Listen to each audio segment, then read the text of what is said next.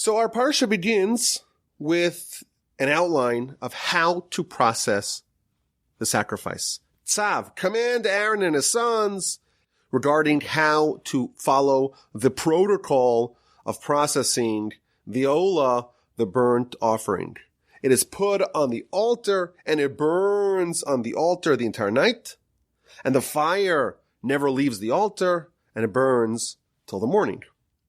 And then in the next verse we read that in the morning, the priest ascends up to the altar and takes the ashes that used to be the sacrifice, the elevation offering, and takes it off the altar and places those ashes besides the altar, next to the altar. And then he switches his clothing and he carries the ashes outside of the camp to a clean place. So our parsha begins with a description of the processing of the Olah offering, of the Olah sacrifice, of the elevation sacrifice. It's burnt the whole night. And then the first thing you do in the morning, you clear away the ashes. You take a special shovel and you dig into the coals and you scoop a shovel full of ashes and you walk down the ramp, which is connected, of course, to the altar. And you deposit the ashes near the altar. And the Talmud tells us there was a special place to place the ashes. And in addition, other things like the various feathers of bird sacrifices that were not burnt. And that was placed on the eastern side of the altar. And there was a place designated for it on the ground, on the floor. And what would happen to those ashes? The Talmud tells us that these ashes would miraculously be subsumed and absorbed into the ground. So the Kohein, this is the first thing you do in the morning. You take a scoop full of ashes, a shovel full of ashes, you walk down the ramp and place it in the designated spot on the eastern side of the ramp, and it gets swallowed up and absorbed by the floor, by the ground. Well, what about the rest of the ashes that are on top of the altar? You only take a shovel full of it to put next to the altar, next to the ramp. Well, they remained piled up on the altar, and when it was time to clear it off, and Rashi tells us this was not a daily activity, periodically, when it was needed, you clear out the entirety of the ashes that are on top of the altar, and you remove it, and you place it outside the camp. So this is how our parsha begins, a really interesting part of the daily tabernacle and temple protocol. You clear away the ashes, you take a shovel full of it and put it next to the altar. It gets swallowed up in the ground. And then periodically you clear out the rest of the ashes from on top of the altar. Now the Talmud tells us that clearing off the ashes was a highly coveted activity. All the Kohanim, all the priests wanted to do it.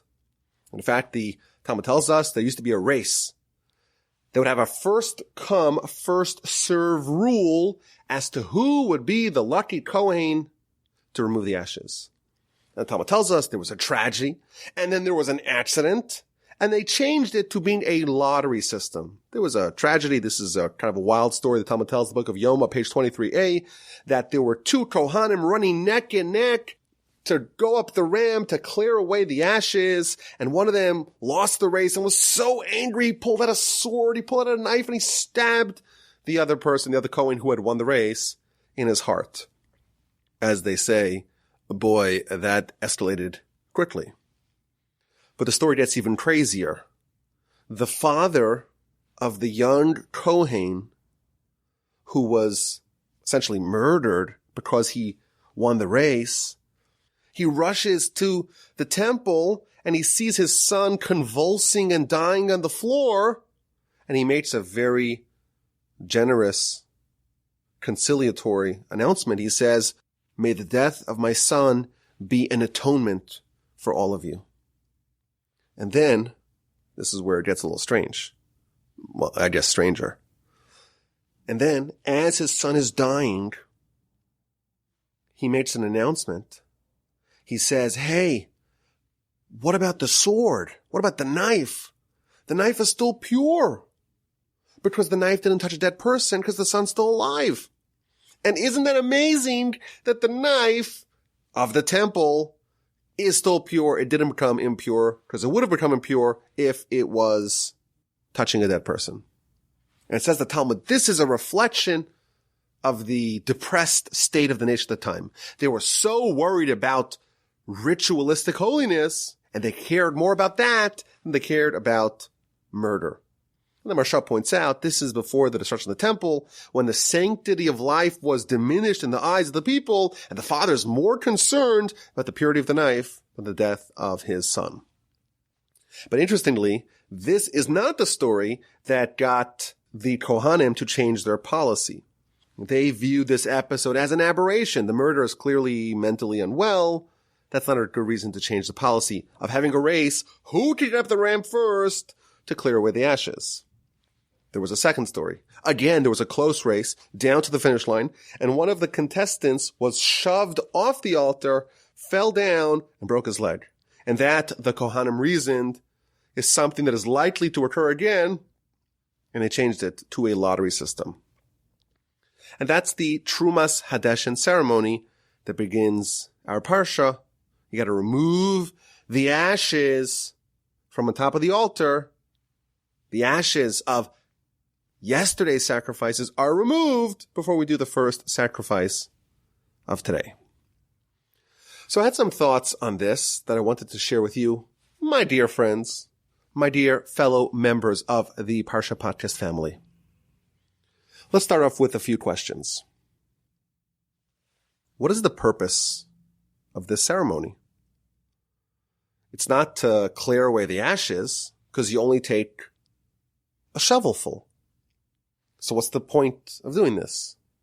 What's the symbolism of this ceremony? Why is it something that is so desirable to the Kohanim? They're racing up and people are so obsessed with doing this that we even have this tragedy and this accident that causes a change in policy. And here's a third question. Tell me if you like this question. The ashes are the remnants of the sacrifices of yesterday. There's a large animal that is slaughtered. And after you slaughter the animal for a sacrifice, you grab the blood and you sprinkle it on the altar, and then you divide it up into parts, and they're brought up the ramp to the top of the altar and placed on the fire on top of the altar, and they burn the whole night. And the bulk of the animal disappears, or if you wish, ascends to heaven. And what's left, the remnant, is the ashes. These ashes are the leftovers, if you will, of the sacrifice. And what do we do with the ashes? We take them off the altar and bring them down and place them on the ground near the altar, and they get absorbed into the ground. I don't get it. The sacrifice is supposed to be elevated. In fact, the name of the sacrifice is Olah, elevation offering. You take the animal and you elevate it to God. And here, we take part of the animal, and not only we don't elevate it, we actually bring it down. Why are we doing opposite things with the sacrifice? Part of it, we bring up, we elevate it up the ramp, on top of the altar, and then put it on the fire, and it ascends to God. And part of it, the ashes, we take down, off the altar, down the ramp, onto the floor, to the designated spot for the ashes to be absorbed into the ground. Why are we elevating, raising up some parts of the sacrifice and doing the exact opposite to the ashes?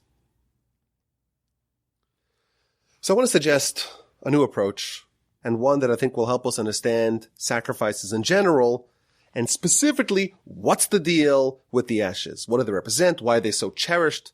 Why are they brought down and absorbed into the ground? So, of course, a sacrifice is you take an animal and you sacrifice it. Perhaps we can speculate the following. Us humans are a very funny species. We're a hybrid. We have a soul and a body, and these cannot be any more different. The soul, we're told, is holier than the angels. The body, we're told, is less holy, is more mundane, is more physical, is more distant from God than the animals. When we sacrifice the animals as a sacrifice on the altar, that symbolizes the consecration of our own physicality for God. Let's explain. The Mishnah tells us that this world is a prosdar, is a corridor in front of Olam Haba, the next world. And here we're supposed to prepare ourselves so that when we arrive at the palace gates, we are ready to enter the next world. The Torah teaches us that this world is transitory. This world is preparatory. Here we are supposed to prepare ourselves for the eternal life of Olam Haba. Our soul is eternal. Our body is temporary. And they're bound together here in this world by divine decree. And here we have a very specific job.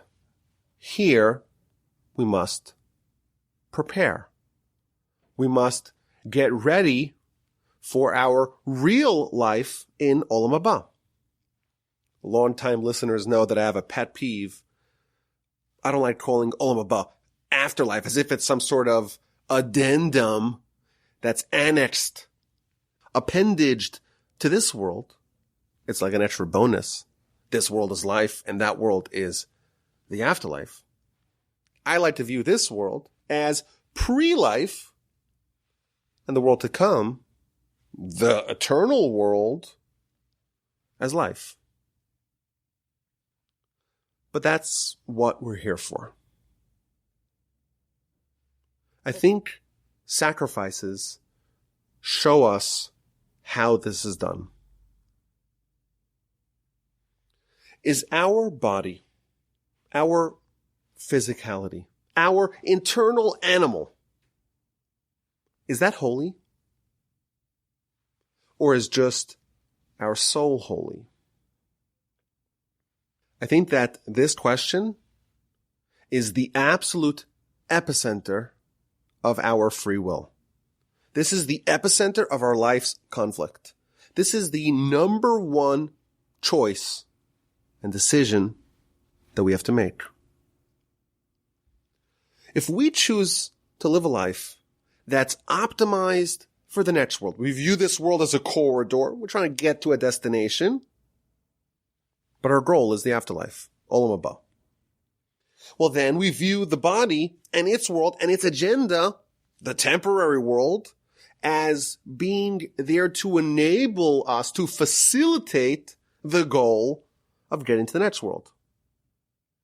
If the body is oriented around helping the soul prepare for the afterlife, for Olam Haba, then the body itself becomes elevated too. If it enables the soul, it too gets influenced by the soul and becomes holy. And of course, in our pursuit of this goal, we have an enemy. We have something that's trying to blockade it. We have an obstacle, and that's called the Yetzer Hara. And if we can distill the objective of the Yetzer Hara down to one goal, it is to make a person view the body and its world and its agenda as an end, not as a means. So is the body holy or is it not holy? The answer is it depends. If you listen to the Yetzer Hara, everything is oriented around the temporary world. The body becomes more and more animalistic. It drags the soul down with it, and the body indeed is an impediment to our spiritual growth, not something which aids it. The objective of the soul, the objective of Torah, is that we place the body and the soul in their proper assignments. The body becomes a helper to the soul. It implements the agenda of the soul as a horse obeys its rider. And the soul can make its way down the corridor towards Olam Haba, dragging the body along with it. When we sacrifice an animal, we elevate it. We offer it to God. We are symbolizing this idea. Our objective is to take our own internal animalistic body and consecrate it and elevate it for God as well. That is the meaning behind sacrifices in general. And I think if we study what happens to the animal from the beginning to the end, we see an entire framework of what our life is really about. We take an animal and we bring it as a sacrifice. The first thing we do is we kill the animal. What does the animal represent? It represents everything physical. Everything that can be used for sin. Bad character, bad habits, physicality. First thing we do is we kill it. And we declare to all, this is not my essence. I'm not a body, I'm a soul. This world is the pre-life. The world of the soul. It's not the afterlife. It's life itself. The body is just a tool for the soul. It's a garment for the soul. It's the horse to the soul's rider. The Yetzer Hara, of course, spins some fiction. He wants us to believe that our body in this world, this temporary world, is the one that matters. The first thing we do is to view the animal, so to speak, our internal animal, in general, holistically, and you kill it. We must first dispense with that fiction. But what now? What's the next stage? We have this dead animal, and we're not done. It's not enough to kill it and declare that's not our essence. No, now it's time to elevate it. Now it's time to make the animal, the physicality, our own animalistic self, make it part of the team. It's time to align the body, the animal that's within us, align it with the agenda of the soul. The physicality that we have, it's not just a danger that we must sidestep, overcome, and triumph over. Our physicality is also an opportunity. It could be useful and helpful and productive. But in order to make it productive, we have to take the animal, so to speak, and separate it into its parts. If it's one glob of unidentifiable mass, it's not very helpful. Before we elevate the sacrifice, we have to separate it into its different parts. So again, according to our approach, the animal, the body, the physicality, the tools and aspects of this world must be identified and labeled and separated into discrete entities before they can be raised on the altar. In order to make the most of your body, you have to know what you're dealing with. And only then can you consecrate it to God. So after you slaughter the animal, after you declare as a whole, in general, that your identity is that of the angelic soul and not of the animalistic body, it's time to break down that body into its parts. We have to develop self-awareness, self-knowledge, a catalog of our animalistic components, and separate them. Once they're separated, once we have a comprehensive knowledge of the various forces operating within our animalistic self, now it's time to elevate it to God. Now it's time to dedicate our body to the Almighty. And like we said, the body can be elevated and made holy as an aid to the soul. And that's represented by taking the parts of the animal sacrifice and elevating it onto the top of the altar. The Gaon of Vilna told us, everything that we do, everything can be a mitzvah. We can be doing mitzvahs 24/7, 365 for our whole life. But wait a minute, if you go to sleep, you're not doing a mitzvah by sleeping. Everybody needs to sleep. That's not a mitzvah. Wrong.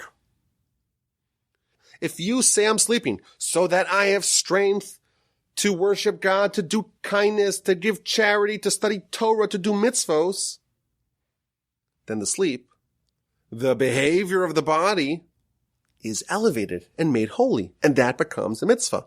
You could have 8 hours of mitzvah as you sleep. Well, what about eating? Everyone needs to eat. Yes. But if I say I'm eating so that way I have strength and energy, I have the fuel I need to get my soul down the corridor towards Olam Haba, that eating has been elevated and now it's a mitzvah. What about relaxation? Relaxation, well, that's not a mitzvah. Well, it depends. If you make it an end unto its own, well, then you're living as a body. You're implementing the agenda of the body. We would even call that a sin. But if you need a nap, need to relax, need a vacation, need some leisure, because you know that to advance your spiritual agenda, it's necessary for you to relax a little bit, that relaxation is a mitzvah. So you can have two people doing identical things. For one, it's a mitzvah. For one, it's a sin.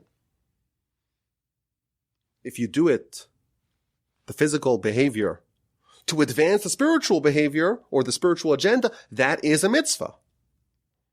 If you do it because you are a body, living as a body, ignoring the agenda of the soul, well, that's a sin.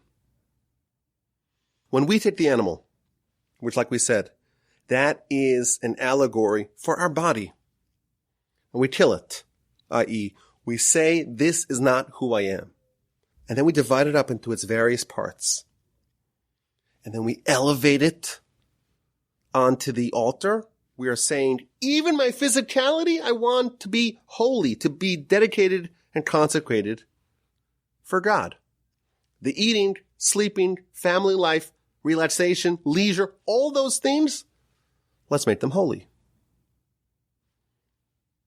That's the sacrifice. In the Shema, we say that we are supposed to love God with all our hearts. B'chol livavecha, with all your hearts. So Rashi there tells us, quoting from the Talmud, we have two hearts. We have a physical heart, we have a spiritual heart. We have a Yetzer Tov, we have a Yetzer Ra. We have to love God with every component of our existence. Even the physicality should be made spiritual, should be consecrated and dedicated for God. The world hinges on three things: Torah, worship of God, which is a code name for sacrifices, and kindness. And Reb Chaim Volozhiner explains, and I'll say this quickly, and there's a lot here, the world hinges on a connection between this world and heaven. This world cannot exist if it's divorced from the spiritual world. And the things that bind the two worlds together are Torah, sacrifices, and kindness. And he explains, Torah and sacrifices both foster a connection between these two worlds, but in opposite ways. Torah is you take a heavenly Torah, the heavenly will of God, and you make it practical for this world. You apply it to this world. What happens when my ox gores your ox? What is the will of God in that scenario? You're taking the heavenly will of God and applying it to the mundane circumstances of this world. Moshe goes up to heaven and takes the Torah from the heaven, extracts the heavenly Torah, and brings it down here. Torah is thus a connection between heaven and earth. Sacrifices also form a connection, but one that goes in the opposite direction. Sacrifices are about taking the physical, the mundane, and elevating it and making it spiritual. You take the animal and you consecrate it for God. You take your physicality, your own animalistic self, the body, and you make it holy. You take what could have been an instigator of sin and you consecrate it to God. So we have this animal and we put it on the altar after we slaughtered it, divided it up into its parts, and it's in the fire the whole night. This is the consecration of the physicality to God. And you wake up in the morning and you go check out how things are going. And the large animal that we put on the fire late yesterday afternoon is mostly gone. There's just some ashes left. Some of the animal has disappeared. It was elevated. It ascended to heaven. But some of the stuff did not ascend to heaven. They remain. And that's the ashes. Perhaps we can speculate further the following. When you consecrate your physicality, your animalistic self to God, when you marshal the entirety of yourself, both hearts, every fiber of your being to God, to the mission of the soul, to getting down the corridor and readying yourself for the palace gates. When you do that, there are two different ways that you deal with the physicality. The large bulk of it you make disappear. Perhaps we can say you dissociate yourself from it. It ascends to heaven. What's left is the ashes. These ashes used to be part of a robust animal, but now that they have spent a night in the fire, all they are is a pile of singed ashes. What do these ashes represent? So here's what we want to suggest. Ashes appear in several places in Jewish literature. In Genesis chapter 18, verse 27, Abraham tells God, when he's trying to intercede on behalf of the sinners of Sodom and Gomorrah, he says to God, please forgive me if I speak to you. I am but dust and ashes. Va'anochi afar va'efer. Abraham compares himself to ashes. Says the Talmud, in the merit that Abraham said that I am but dust and ashes, his descendants, i.e. the Jewish people, merited two mitzvahs, the ashes of the red heifer and the dust of the sota. So what do we see? Ashes in three places. We have the ashes of the sacrifice that was burning the whole night. We have Abraham declaring that he is but dust and ashes. And we have the ashes of the red heifer that is sprinkled upon the people who became impure, and those ashes render them pure again. I think there's something really deep going on over here. The animal was a mass of physicality. And after it was slaughtered and separated into parts and elevated on the altar and burned the whole night, that physicality was reduced to ashes. I think these ashes are the spark of holiness that the animal always had, but it didn't know. Abraham is ashes. His father was Terach, one of the worst people in history. He was someone who was willing to give his son over to be killed, according to the Midrash, because his son refused to worship idols. But what happened to Abraham? Abraham was consecrated to God. He went through a crucible of fire. He purified himself, and all that was left was that one point of purity.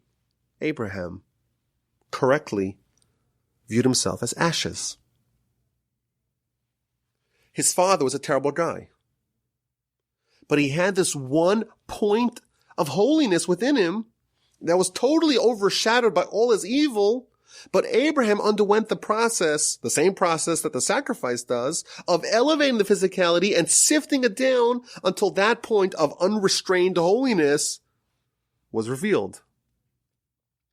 The animal had a spark of holiness within it, and that is swallowed up amidst an overwhelming mass, a hunk of physicality. But via this long process of being slaughtered and the blood sprinkled on the altar and separated into parts and on the fire the whole night, that point of purity was isolated. And that's the ashes. Abraham is ashes. What's left of the sacrifice is ashes. And it's the red heifer's ashes that confer purity. The red heifer is a gargantuan animal of impurity and rebellion against God. It's red, like Esav. It is disobedient. It is recalcitrant. It is rebellious. One of the conditions of this red heifer is that it cannot have a yoke on it. It refuses to submit itself to God. But you do this purification process and you burn it and you distill it down to its point of holiness. And those ashes are such a concentration of holiness that they can transform the impure to becoming pure. What we want to speculate here is that ashes represent the isolated point of holiness that have been extracted specifically from the thing that is most antithetical to that holiness. Out of the physical animal that's sacrificed come these ashes. Out of Terach comes the ashes of Abraham. Out of the red heifer come those special ashes, the only thing that can take a person who's impure and render them pure.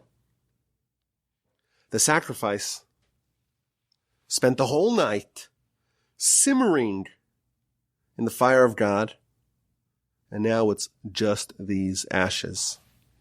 And what do we do with these ashes? They too must be elevated, but they're elevated in a different manner. Unlike the mass of the animal that we dissociate from, we send it heavenly or heavenly word, the ashes we don't dissociate from. To the contrary, we take the singed parts and we bring them back down off the altar and we place them on the floor and we allow them to get absorbed into the floor. We try to reintegrate those ashes back into ourselves. We start off with coal. It's a mess. It's dirty. It's physical. And it undergoes this process of distillation until you have a diamond. And that you want to keep. We start off with an animal. And the sacrifice and everything we do to this animal is this process of discovering the ashes, the isolated diamond that was always there within it. And once we find those ashes, once we find this diamond, we don't want to discard it. It's too valuable to lose. It's too critical for us. We take it down off the altar and we try to absorb that concentrated point of holiness back within us. The Midrash tells us that we have two forces operating within us. We have the Yetzer Tov, good inclination, and the Yetzer Hara, evil inclination. Which one of those two is better? Says the Midrash, Vayar Elokim es kol asher asa v'hinei tov me'od. The Almighty saw everything that He made, and behold, it was tov, good, me'od, exceedingly good. Says the Midrash, tov ze Yetzer Tov. When it describes good, God saw that everything He made was good. That's a reference to the good inclination. Me'od, exceedingly, inordinately good. Ze Yetzer Hara. This is a reference to the Yetzer Hara. There is a point within the impurity that is so much brighter than the Yetzer Tov. The Talmud tells us that in the future, the Almighty is going to take the Yetzer Hara and slaughter it. And the Talmud describes, the book of Sukkah, page 52a, the Almighty is going to slaughter in front of the righteous, in front of the wicked, everyone's going to be crying. But what this means is that there's a process of slaughtering the Yetzer Hara, not killing it. Slaughtering is the process of taking something that was not kosher, a living animal, and making it kosher via a slaughtering process. There's something so wonderful about the Yetzer Hara that via a certain process we can unlock and make it holy or discover the holiness that was within it. After it's been slaughtered, after it's been separated, after it's been on the fire the whole night, we have finally unlocked that one point of holiness. And those ashes, that holiness is something that we want to maintain and not lose. I think there are many valuable lessons in this framework. First of all, it reminds us what our mission in life is. Our mission is to get our soul down the corridor to Olam Haba, and the body's there to help. We have to do whatever we can to get all of our components on board, get the body and soul working in tandem. Well, how do we do that?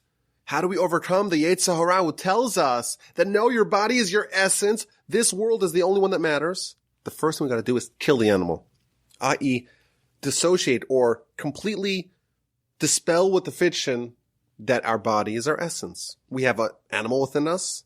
We have an angel within us. The very first thing we got to do is to kill the animal. And then we have to separate it. We have to know what exactly is it comprised of. And then we have to dedicate that to God. And most of the time that demands dissociation.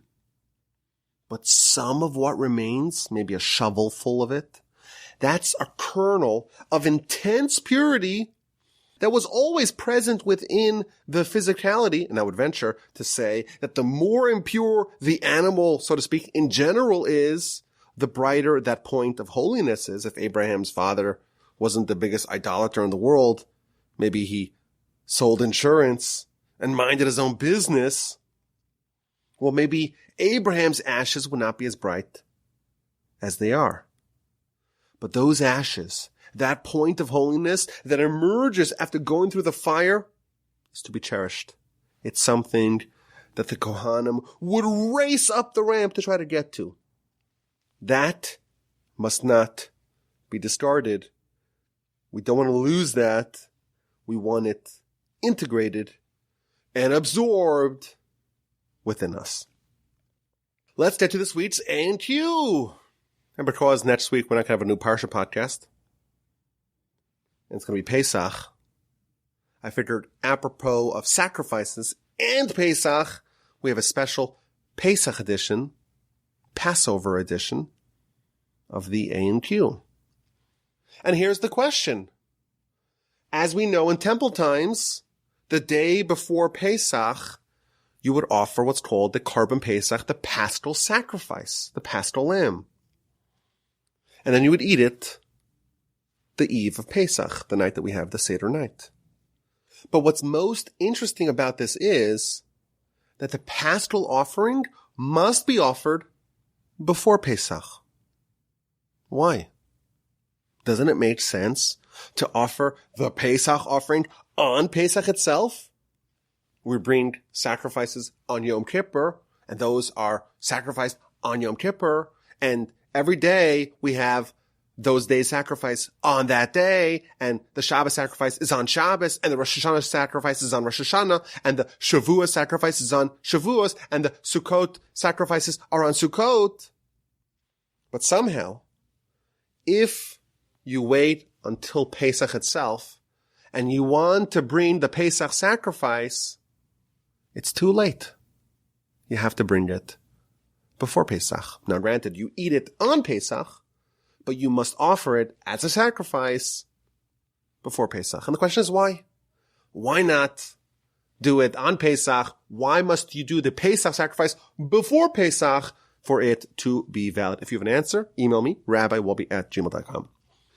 Last week we had a question as to why this very valuable lesson that Rashi teaches us in the beginning of Parshas Vayikra, that whenever there's a break between paragraphs, that is because the Almighty gave Moshe time to think about it, to ruminate upon it, to dwell upon it, to absorb the message before going on.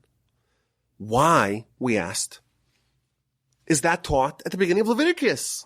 Why not say in Exodus when Moshe gets all the laws and there are many breaks, and like Rashi tells us, the reason why Moshe had those breaks, the reason why the Torah has those breaks, it's to reflect the fact that the Almighty stopped and allowed Moshe to think about it and chew it over and ruminate upon it before going further. Why are we told this in Leviticus, not say the first time that that phenomenon appears? So several of the listeners gave a similar answer. I want to read what my friend Ari wrote. I think it could be important for many of us to hear this idea specifically at the beginning of the book of Vayikra, Leviticus. Because if we think the content of this book maybe does not apply to us as much, for whatever reason, perhaps we should think again.